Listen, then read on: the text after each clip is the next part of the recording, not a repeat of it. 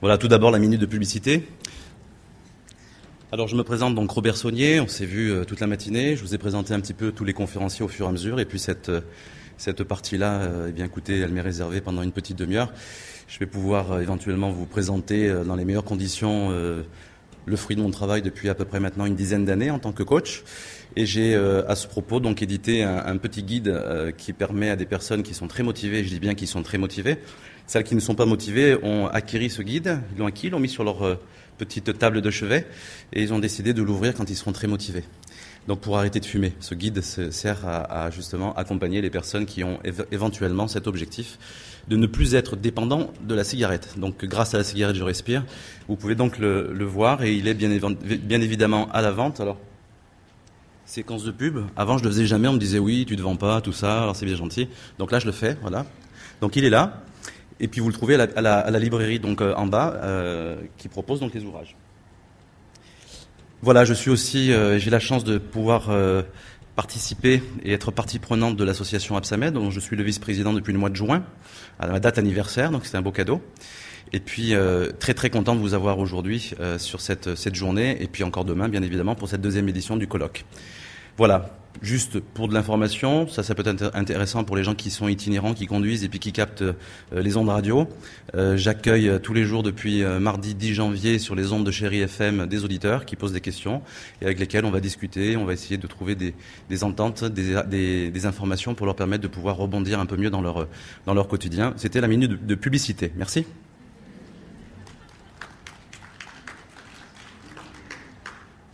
La libération, donc au cœur de la santé. J'ai choisi ce sujet, j'aurais pu en choisir une cinquantaine. Comme le disait tout à l'heure Martine Cardinal, elle dit, moi j'ai 3 idées à la seconde, j'en avoir autant. Et effectivement, je suis un passionné et on aurait pu éventuellement aborder tous ces sujets. Mais il semblait quand même que c'était intéressant de pouvoir aborder ce travail puisque depuis quelques années, j'utilise des outils, surtout un particulier. Peut-être que des personnes ici le connaissent. Il s'appelle donc Emotional Freedom Technique, une technique qui s'appelle donc technique de libération des émotions. Et cette technique-là, je l'ai utilisée depuis une dizaine d'années. Et bien sûr, comme je pense tout un chacun fait évoluer un petit peu ces techniques, on s'approprie la technique et puis comme le disait un thérapeute connu, il disait ma formation c'est intéressant, mais ma meilleure formation c'est mon cabinet. Et effectivement, je peux vous affirmer qu'on apprend énormément auprès des personnes avec qui on travaille. Et puis on travaille aussi sur soi, bien évidemment, on en apprend toujours. Voilà, donc c'était juste pour faire court sur la méthode éventuellement, donc si vous la connaissiez, donc de l'EFT. Alors pourquoi la libération des émotions au cœur de la santé, puisque vous l'avez entendu successivement par les conférenciers qui sont venus ce matin, donc depuis ce matin.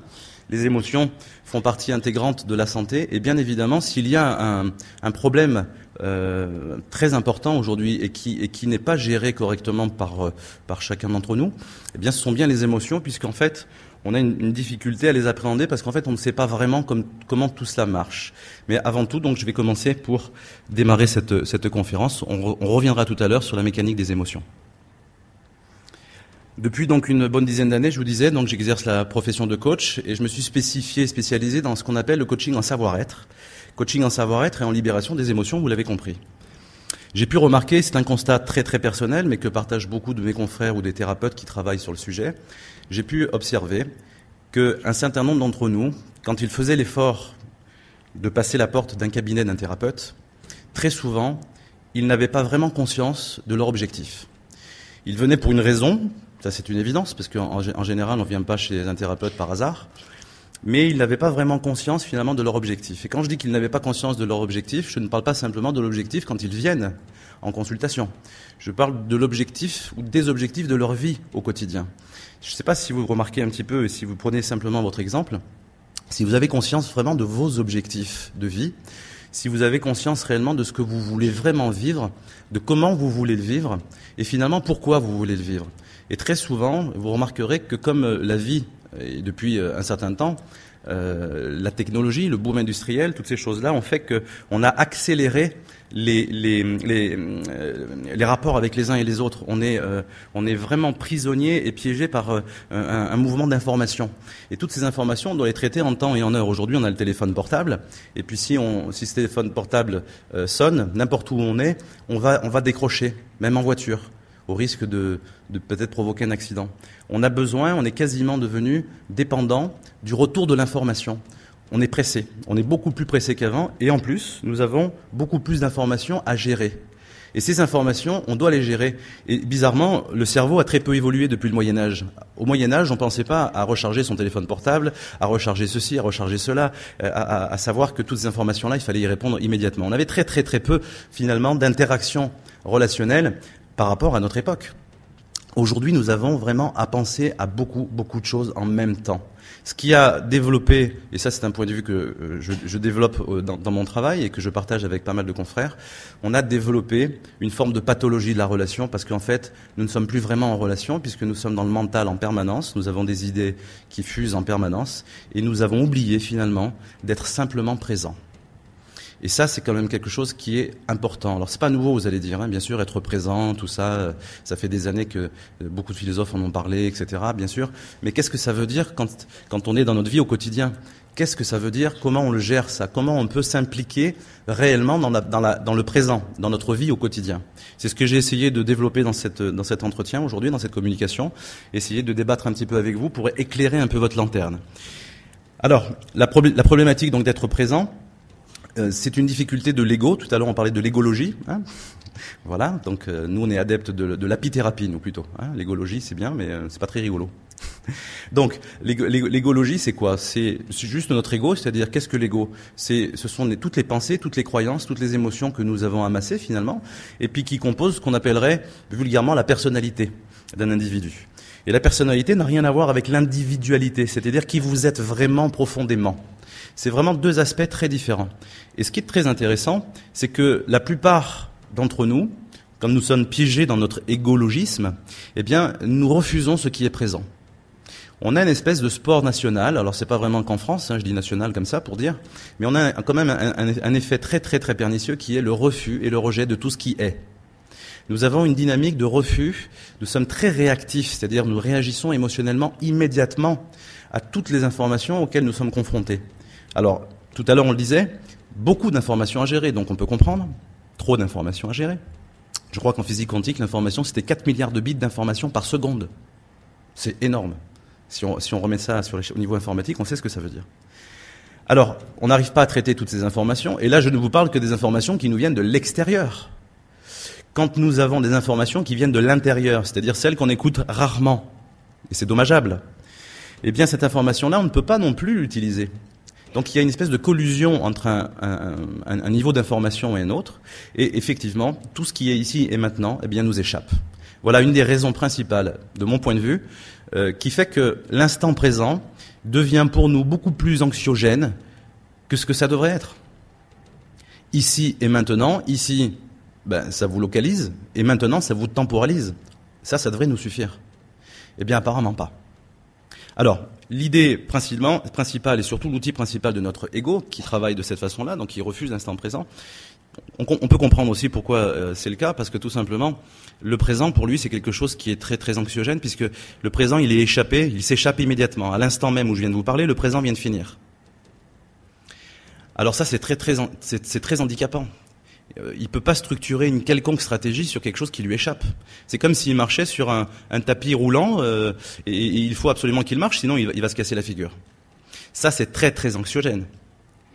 Or, ce que nous révèle un célèbre auteur, et je pense que pour beaucoup ici vous l'avez déjà lu ou en tout cas entendu, Eckhart Tolle, qui a écrit Le pouvoir du moment présent, que je vous recommande vivement si c'est pas déjà fait. Il vous dit en fait très simplement, vous n'êtes pas dans le temps. Vous êtes le présent. Ce que vous êtes, c'est le présent. Votre présence, ici et maintenant, c'est qui vous êtes. Et vous êtes le moment présent. C'est-à-dire en fait que toute votre vie, vous êtes présent puisque vous êtes là. Vous êtes corporalisé. Vous êtes là. Donc, si on prend cette information au pied de la lettre, et je vous invite à le faire, des fois on dit, bon, c'est un peu une analogie, on essaye de chercher derrière ce qui pourrait nous dire, mais là, non. Là, vous êtes le présent. Et puis, effectivement, vous vous déplacez, vous faites des actions, vous avez des projets, vous avez des choses comme ça que vous mettez en place, mais tout le temps en étant présent. Et ça, c'est capital. Et quand on est à la recherche d'un futur meilleur en permanence, je peux vous assurer que le présent, il ne nous intéresse pas. On ne peut même pas imaginer que le présent, c'est le présent, c'est-à-dire le cadeau du moment. Et il n'y a pas meilleur. Donc vous êtes le cadeau. Rappelez-vous, quand vous partirez d'ici, vous saurez que vous êtes un cadeau pour tous ceux que vous croisez dans votre vie. Et bien sûr, tous les autres qui sont en face de vous, chaque fois, chaque seconde, ce sont aussi des cadeaux. Il y en a pour qui on se dit c'est un peu difficile à croire, mais c'est comme ça. Des fois, le cadeau, il est bien emballé. Alors, une des mécaniques que l'ego met en place, eh bien, c'est la résistance. La résistance à tout. Il résiste. Et quand on crée de la résistance, comme dirait notre ami Aziz El Amrani, que vous verrez ce soir, la résistance à quoi? La résistance à l'information qui est capitale au fait d'être bien dans sa vie ici et maintenant. Tout ce à quoi je résiste persiste. C'est énorme. Quand vous prenez conscience de cela, vous prenez conscience que chaque fois que vous avez peur de quelque chose, vous renforcez cette peur et vous continuez à inhiber l'action qui va vous empêcher de faire ce que la peur vous empêche de faire. C'est énorme. Alors cette présence-là, elle est capitale. La non-résistance fait partie des moyens qu'on va pouvoir utiliser dans cette forme de coaching que j'appelle le coaching transanalytique, TM. C'est pas encore déposé, mais bon. Transanalytique, pourquoi? Puisque donc il traverse l'analyse, donc on ne va pas rentrer dans le mental avec le pourquoi du comment, et qui va au-delà de l'analyse, c'est-à-dire qu'il va plutôt aller chercher de l'information sur ce que nous ressentons, plutôt que ce que nous pensons. Parce que le corps qui est ici et maintenant et qui est présent est vraiment le point de repère le plus juste et le mieux placé pour savoir ce qui est présent, puisqu'il est présent. Ok? Donc c'est ça, c'est très très important. Donc la non-résistance. Et puis, nous avons toujours sans cesse besoin psychologiquement d'autre chose pour se sentir bien, je le disais tout à l'heure. Alors, bien sûr, on rentre dans l'attente. Et alors, quand on est dans l'attente, bien sûr, vous savez ce que ça entraîne, l'équation est simple. Attente égale résistance, bien évidemment, mais surtout attente égale déception. Donc, si vous êtes adepte à la déception, moi je vous invite à ne plus attendre et vous allez voir, c'est fabuleux. Pas d'attente, pas de déception.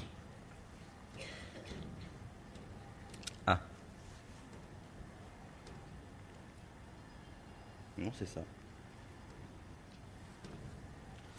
Alors j'ai remarqué aussi au fur et à mesure de ce travail que finalement, ce qui était très important, j'ai bien conscience que tout ce qui a été dit jusqu'ici est très important. Quand on va chercher de l'information, il faut aller travailler, il faut aller voir des thérapeutes, faites-vous aider. C'est évident. Moi, j'essaye un petit peu de faire une synthèse d'un certain nombre de choses. Alors vous verrez que c'est intéressant, puisque une des premières, pour moi, actions à poser avant d'aller voir qui que ce soit, c'est d'abord de réactiver ou d'activer ce que j'appelle en soi la cohérence. Quand vous avez quelqu'un qui vient vous voir et qui vous dit, voilà, j'ai un problème, j'ai ci, j'ai ça, etc. Ok, d'accord. Et puis qu'on lui pose la question, votre objectif c'est quoi? Qu'est-ce que vous aimeriez qu'il se passe? Et que la personne elle est incapable de vous répondre, ou alors que si elle vous répond, c'est quelque chose qui est complètement pas du tout réfléchi, ou en tout cas qui est complètement fou, quoi. C'est un objectif on se demande s'il est réalisable. Donc cette cohérence est importante. Et la cohérence, tout à l'heure je l'expliquais, on va l'aborder à partir de ce que moi j'appelle le ressenti, l'expression du ressenti. Et ça c'est important, on ne dit jamais ou on ne dit pas assez, comme tout à l'heure nous disait Brigitte Méric, on ne dit pas assez ce que nous ressentons, on ne dit pas notre vérité. Et quand on ne dit pas sa vérité, les mots MAUX arrivent. Les mots MOTS ont été étouffés ou mis de côté, en se disant c'est pas grave, je lui dirai plus tard. Mais plus tard n'arrive jamais, vous savez, il n'y a que l'instant présent qui existe. Et comme dans le nouvel instant présent, eh bien vous êtes harcelé d'informations, c'est pas que vous avez fait preuve de lâcheté ou que vous avez oublié. Non, il y a trop d'informations à gérer. Donc vous imaginez, c'est très compliqué tout cela. Alors pour le coup, si vous faites plutôt confiance à votre ressenti, vous savez, il y a des personnes qui travaillent en EFT, souvent me disent, vous savez, moi le problème avec l'EFT, c'est les phrases. Il faut concocter les phrases pour pouvoir verbaliser la bonne phrase, la bonne cible, pour qu'on puisse travailler correctement avec l'EFT. Bien. Alors moi, je dis la chose suivante. La complexité de la phrase, elle est que dans votre tête. C'est le mental qui trouve ça compliqué, qui trouve pas ce qu'il faut, etc. et qui croit qu'il doit avoir le bon mot, etc. C'est pas faux dans l'absolu. Mais ce qui est plus vrai, ce qui est rapide, la question, elle est simple, c'est comment je me sens. Si vous vous posez la question maintenant, comment je me sens, vous avez la réponse immédiate. Hein, elle cherche pas, elle va pas venir de je sais pas où. Hein. Comment je me sens maintenant? Comment je me sens maintenant? La réponse, c'est soit un signal de confort, ou soit un signal d'inconfort. Là encore, vous n'avez pas besoin de chercher les mots, trouver l'émotion principale, etc. Si vous avez la terminologie, tant mieux. Votre intellect y suit, il est content, il voit le film, et il se dit, je suis pas lâché. Mais c'est pas grave si vous l'avez pas. Comment je me sens? Je me sens pas bien. Je me sens mal, je suis fatigué. Je me sens angoissé. Bon, ok.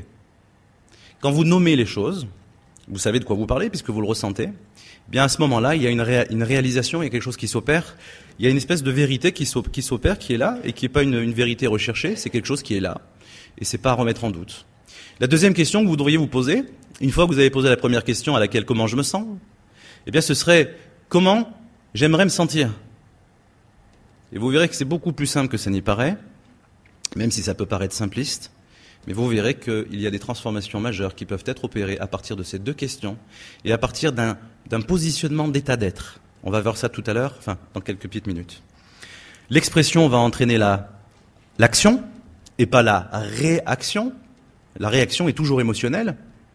L'action, quand c'est une vraie action juste, elle est paramétrée dans un alignement, dans quelque chose qui est vertical, qui passe bien.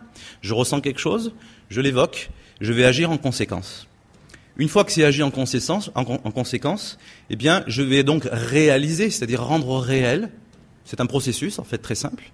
Et puis, une fois que c'est fait, je vais pouvoir en parler. Enfin, je vais peut-être pouvoir penser à quelque chose, mais quelque chose qui correspond à une expérience. La plupart d'entre nous, nous pensons sans l'expérience. On squeeze l'expérience juste en étant simplement dans sa tête. J'ai des projets, j'aimerais bien faire ci, je comprends que cette nouvelle année, j'ai des projets, une nouvelle attitude, je vais m'arrêter de fumer, je vais m'arrêter de boire. Mais quand même, c'est pas facile parce que... Et voilà. Et donc, 1 an s'est écoulé entre le moment où on a pris sa décision et la prochaine décision qu'on va reprendre l'année d'après. Et on en a tant parlé, on y a tellement pensé, mais rien ne s'est fait. Action, réaction. Certains aiment ça, dans le coaching, c'est... Mais moi je dirais simplement non. Ressentons, exprimons, agissons. C'est partie fondamentalement donc des défis et de ce que nous voulons faire, l'action bien évidemment, mais l'action juste, l'action qui est dans la présence, dans l'action présente. Ensuite réalisons et ensuite parlons-en, débattons. Là c'est intéressant. Notre système de pensée va être vraiment utile et intéressant. La motivation, alors bien sûr, facteur essentiel, puisque c'est une évidence. Si on n'est pas motivé, je ne sais pas comment vous faites pour vous lever le matin, mais vous avez sûrement une motivation. Il y en a qui en ont plusieurs, puis il y en a qui en ont presque plus, puis il y en a qui en ont plus du tout. Et on sait exactement ce qui se produit. Donc vous voyez qu'il n'y a pas besoin de faire 30 ans d'études.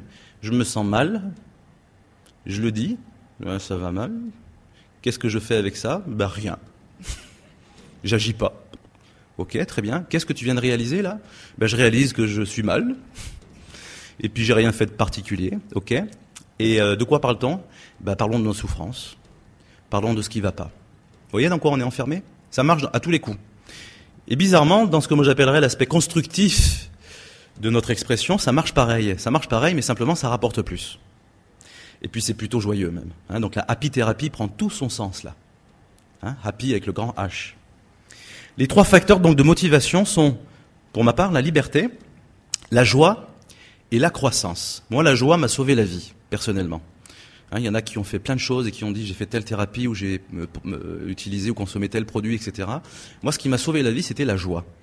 J'étais un joyeux né de nature. Heureusement pour moi. Non, c'est vrai, il y a des ressources comme ça qui sont là. On dit waouh, le ciel était là. On a l'impression qu'on est abandonné, que ça n'allait pas, que ça n'irait pas, etc., etc. Mais en fait, non, cette ressource était là, elle m'a accompagné toute ma vie. Et cette joie-là, effectivement, c'est un moteur, c'est une énergie, quelque chose qui est vraiment, vraiment, vraiment, pour moi, l'une des thérapies les plus efficaces. D'ailleurs, je pense que le fameux yoga du rire, vous devez sûrement entendre parler de ça, c'est cet aspect de la joie on rit pas assez. La dernière fois que vous avez ri à plein ventre et à pleine bouche, c'était quand ? Dans 3 minutes, c'est ça ? Voilà, non, c'est important de rire. On rit pas assez. Ouais, on le voit, les gens, ils ont là, ici, les articulations, là, au niveau des mâchoires, etc., qui sont douloureuses. Et ils ont plutôt quelque chose de serré, comme ça, voilà, parce que là, ils ont du mal, comme ça, à dire. Ils sont là, ils se disent, ouais, mais si jamais je dis, je vais mordre. Alors, on a peur de dire ce qu'on ressent, et alors, on a peur de soi, et puis on fait plus rien. Donc, comme on en a peur en permanence, effectivement, rien ne se passe. Il faut bien savoir, je vous le répète, que la peur inhibe l'action. C'est son rôle, en grande partie. Donc les 3 facteurs, je les répète, la liberté, la joie et la croissance. La liberté, vous la trouvez magnifiquement chez quelqu'un qui pourrait avoir globalement entre, un peu plus tôt, mais on pourrait dire de 5 à 12 ans. On se sent libre. de dire ce qu'on veut, voilà, on exprime, on crie, c'est pas approprié, on t'a dit de pas crier, ton père il dort, etc., etc. Non, non, on est libre, on est vraiment libre. Et être libre, c'est pas faire libre, c'est être libre. Ça veut dire que c'est exactement notre nature. C'est pas quelque chose qu'on doit faire. Les gens se battent pour la liberté, c'est débile. Nous sommes libres. Alors, on devrait plutôt mettre notre énergie pour exprimer, d'abord consciemment savoir que nous sommes libres, et puis ensuite l'exprimer. Alors je pense qu'on peut tout dire librement. Après, bien évidemment, je pense qu'il y a des règles de sagesse et puis de respect qui s'utilisent. On ne va pas tout dire n'importe comment, on ne va pas dire n'importe quoi, n'importe comment. Donc je pense qu'on peut tout dire, mais cette liberté-là, elle est fondamentale et c'est un des principes majeurs qui sous-tend votre vie, notre vie. La joie en fait partie. Moi, j'ai eu la chance, dans les gagnants du loto, d'avoir eu cette joie dès la naissance, tant mieux. Et si vous l'avez pas, vous verrez, je vous donne tout à l'heure quelques indications, ces trois facteurs-là, on va pouvoir les mobiliser très rapidement. J'ai des petites astuces, vous allez voir, c'est très simple. Si on parle des trois facteurs de motivation, il faut être correct. Il faut respecter la dualité dans laquelle nous sommes. Il y a aussi le facteur, pour moi, principal de la démotivation. On en parle depuis tout à l'heure, c'est la peur. La peur en anglais, j'ai un anglais terrible. Fear, donc le mot anglais qui veut dire peur. False evidence appearing real. Fausse évidence apparaissant réelle. C'est extraordinaire cette phrase, comme elle m'a changé la vie. Les gens me disent « j'ai peur du futur ». Comment sais-tu, toi, ce qu'il se passe dans ton futur? Je ne vois pas. Oui, normalement, le futur devrait être un tableau noir. S'il n'est pas écrit, il n'existe pas encore. Alors, il y en a qui disent qu'il existe déjà, puis après qu'on va l'actualiser, après chacun, en fonction de ses informations et de ses expériences. Mais quand on observe quelqu'un et qui vous dit « j'ai peur de mon futur », ce qu'il est en train de vous dire réellement, c'est qu'il est en train de dire « j'ai vécu des choses par le passé qui m'ont fait souffrir et j'ai peur de les revivre ». Et quand il dit « j'ai peur de les revivre », c'est-à-dire qu'il est en train de faire ça. Regardez, le mouvement est très simple. Quelque chose que j'ai stocké ici, qui me fait souffrir peut-être encore. Eh bien, je le mets là, puisque j'y pense comme quelque chose de futur possible. Et donc, je suis en train d'écrire mon futur psychologiquement parlant. Et Eckhart Tolle appelle ça le futur psychologique, quelque chose qui n'existe absolument pas encore, mais qui est en devenir. Plus vous allez marquer votre futur avec vos pensées, vos peurs, il faut savoir que la peur, c'est une émotion qui est très forte, et l'émotion, c'est comme un encrier. Dès que vous avez une idée et que vous l'avez sous émotion, elle est marquée, mais bien marquée. Et plus elle est marquée, plus elle va avoir d'implication sur vous. Elle va avoir une efficacité redoutable sur votre mental, sur vos idées et sur vos actions. Alors ça, c'est important de le savoir. L'instinct de survie est important puisque c'est bien sûr le rôle de la peur. On est en danger, donc du coup, on va faire en sorte, et on a un signal interne qui va nous dire « attention, danger », ça c'est normal. Éviter de revivre des situations douloureuses, on vient de le dire, c'est pour ça que souvent on est dans cette peur, mais rappelez-vous ce que je vous disais, on est martelé par d'informations, et surtout, on a peur d'échouer dans le futur parce qu'on a tout basé notre bien-être sur demain, sur après-demain, sur les mois qui vont suivre, sur les situations. Le bien-être ne peut pas être vécu maintenant. Voilà ce que nous disons chaque fois à la vie, chaque seconde ou chaque minute de notre vie. Ça, c'est une croyance qui est redoutablement difficile à éradiquer. Et alors je vais vous donner l'information là-dessus parce que pour moi, l'éradication n'est pas utile parce que justement, plus ce à quoi vous résistez persiste. Vous voulez combattre quelque chose, vous allez le renforcer. Comment on rend une maladie chronique? Je suis pas médecin, hein, mais voilà, une des raisons pour la chronicité d'une maladie. Plus vous y pensez, plus vous mettez dedans et plus elle est présente et puis surtout vous vous identifiez à cela. Et du coup, vous n'êtes pas simplement malade de quelque chose, votre corps ne souffre pas de quelque chose, vous êtes la maladie. Je suis cancéreux, je suis diabétique. Martine a fait écho tout à l'heure de cette information-là et je crois que c'est super important que vous entendiez cela. Vous n'êtes pas votre maladie, votre corps souffre de quelque chose. Vous avez quelque chose, mais vous n'êtes pas cette chose. Et ça change énormément de choses dans ce qu'on appelait tout à l'heure le patient compétent. Il faut que le patient compétent apprenne ça, pour être plus compétent. Et aujourd'hui, donc, cette fameuse peur, malheureusement, eh bien, elle gère nos vies.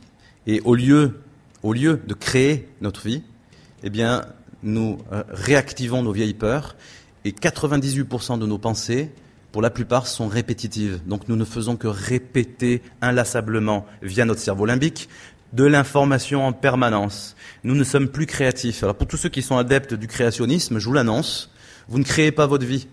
Vous engendrez des situations Mais vous ne créez pas votre vie. Si vous voulez créer votre vie, il va falloir le faire à partir de la dimension qui est créatrice. C'est-à-dire pas l'aspect émotionnel de votre ego et sûrement pas le mental.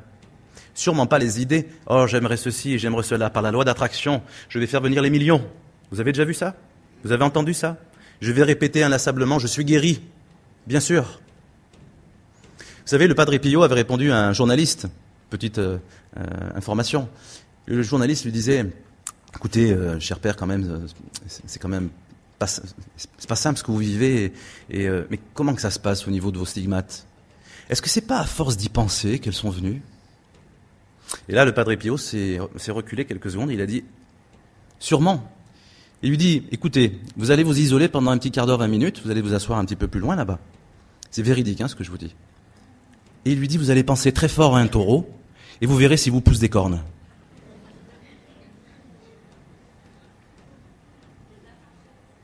Alors, comment on entreprend la peur, puisqu'elle est permanente, elle est quasi permanente, du matin au soir. Tout à l'heure, le docteur Roger Le Curieux parlait justement des informations, avec tout ce qu'il y avait. Comment on va faire pour pouvoir dépasser cela? Si on avait en plus, si on avait que ça à penser, ce serait pas mal, hein, mais non. Alors, un petit recul sur cet aspect-là, puisque la peur, finalement, pour moi, en tout cas, je pense, et je le vis au quotidien, dans ma vie au quotidien, et avec les personnes avec qui je travaille en coaching, la peur est un éveilleur. Oui, vous avez bien entendu. La peur, je le répète, est un éveilleur. Un éveilleur à quoi? Alors, vous l'avez sous les yeux. La peur, souvent, bien sûr, nous fait vivre des difficultés. C'est principalement cela, hein, qu'elle nous fait vivre. En tout cas, quand elle n'est pas prise de la manière qu'on vient d'évoquer. La difficulté comme quoi? Comme conséquence de choix antérieurs oubliés. N'oublions pas, justement. Pensons-y. Tous les choix que nous faisons, et nous en faisons à chaque seconde, entraînent des conséquences. Dans quelques mois, vous allez vivre une situation qui correspond à un choix que vous avez fait aujourd'hui. Sauf que, comme je vous l'ai dit, vous êtes noyé sous l'information. Sauf que votre inconscient, il en peut plus, il est gavé d'informations lui aussi, ok? Eh bien, dans un mois, vous allez faire face à une situation, vous allez dire, mais mon Dieu, mais qu'est-ce qui m'arrive? Qu'est-ce que j'ai fait au bon Dieu encore pour qu'il se passe ceci ou cela? Et vous n'avez plus en mémoire, vous ne vous rappelez plus que vous êtes l'auteur de ce programme. Mais ça, c'est fondamental à entendre et vraiment à intégrer. Donc, la responsabilité, nous l'avons. On veut toujours chercher la faute à l'autre. Alors, dès qu'il y a un problème, on cherche d'abord le responsable. Dès qu'on a vu un responsable, eh bien, on va commencer la procédure judiciaire. Hein, puisqu'il faut que quelqu'un paye. Et on ne comprend pas qu'on a 100% de responsabilité dans notre 50% à nous, dans la relation qui nous intéresse avec la personne avec qui nous sommes. 100% de responsabilité. Pas 50, pas 20, 100. Quand on pense à cela de cette façon, on sort de la dynamique de culpabilité judéo-chrétienne, on sort du jugement qui est permanent, et on s'implique un peu plus dans notre, finalement, responsabilité et dans notre autonomie. J'aime à dire que la responsabilité vient du vieux français. La réponse. Oh là, gente dame, donnez-moi votre réponse. Allons-nous nous marier ou non? La réponse du vieux François. D'accord? Donc le vieux français. Et quand vous entendez le mot responsabilité, vous entendez le mot habilité, avec un grand H, de happy. Donc habilité à donner la réponse. Je suis habilité à donner la réponse. Voilà qu'est-ce que c'est que être responsable. C'est pas l'autre qui doit donner votre réponse. On attend des politiques qui donnent des réponses pour pouvoir nous enlever, nous enlever des situations dans lesquelles nous sommes, etc. Ils vont nous donner toutes les réponses. C'est extraordinaire. Simplement, la réponse, vous êtes la personne la plus pertinente pour donner la réponse. Et ça, c'est très important.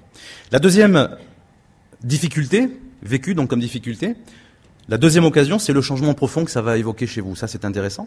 Puisque si vous vous posez des questions, les bonnes questions, vous allez impliquer un changement, et donc les bons changements. Et puis, évidemment, la troisième opération, donc ça c'est le troisième volet, et conclusion donc des bonnes réponses, le révélateur de nos ressources intérieures. Nous avons des ressources, ces ressources sont présentes en nous. Nous sommes, j'allais presque même vous dire, la ressource qui sera utile pour pouvoir dépasser et continuer d'avancer. Et ça, c'est très intéressant de voir ces choses de cette façon-là. Je finirai donc par cette dynamique. Tout à l'heure, je voulais un peu présenter. Ceux qui connaissent ou ceux qui ne connaissent pas, écoutez, je vous donnerai, vous allez sur Internet, vous tapotez EFT, vous allez avoir toutes les informations nécessaires. Eh bien, on fait circuler l'énergie sur des méridiens, on va tapoter sur des points précis, on va répéter des phrases précises, mais ces phrases-là ne sont pas comme ça sorties tout droit du chapeau. Vous allez simplement répéter une phrase qui correspondra simplement à la fameuse mise en cohérence, qui correspond à comment je me sens. Je me sens mal, je me sens comme ceci ou comme cela, on va le dire. Et puis une fois qu'on tapote sur ces méridiens, on en a une douzaine, il y a des protocoles très précis, très simples. Et bien après, vous parlez de ce que vous voulez vivre vraiment dans l'instant et vous impliquez le changement ici et maintenant. Et ce travail se fait vraiment correctement bien et très très simple d'accès. La plus petite personne, en tout cas en âge, avec qui j'ai pu travailler, avait 9 ans. Donc une enfant de 9 ans capable de faire ce genre de choses, vous imaginez que pour nous, adultes, c'est vraiment simple. Voilà, donc le travail, vous voyez comment c'est, je ne vais pas vous le commander. Donc le comment ça marche, vous verrez sur Internet, c'est très très simple. Voilà les coordonnées, pour ceux qui veulent écrire. Donc je rappelle que je peux effectivement donc recevoir les personnes en individuel. J'organise des ateliers de groupe pour pouvoir travailler avec cet outil, l'EFT. Et puis tant d'autres choses, notamment un groupe de travail aussi spécifique sur l'accompagnement pour la libération du tabac. J'organise aussi des groupes pour travailler sur la dynamique de l'observateur, c'est-à-dire savoir être présent. Eh bien, c'est quelque chose de très intéressant à savoir être. Et il n'y a pas grand-chose à faire pour pouvoir acquérir cette pratique. Et c'est vraiment quelque chose de très intéressant. Observer les choses avant d'y réagir, c'est fondamental. Voilà, c'était quelque chose d'assez synthétique. Je ne voulais pas vous donner trop d'informations techniques, simplement vous dire que pour moi, la libération des émotions, c'est principalement ce qui est au cœur et ce qui devrait être au cœur de la santé. Et si effectivement vous savez vous prendre en charge à ce niveau-là, il y a de grandes chances, hormis le fait que vous ayez un terrain pour ceci ou pour cela, hormis le fait que peut-être on n'a pas de connaissances encore sur un certain nombre de choses, eh bien ça aide énormément. Et effectivement, j'ai toujours grand plaisir à travailler. Et depuis 10 ans, je ne désamorce pas, je ne ferai jamais rien d'autre de ma vie. Merci.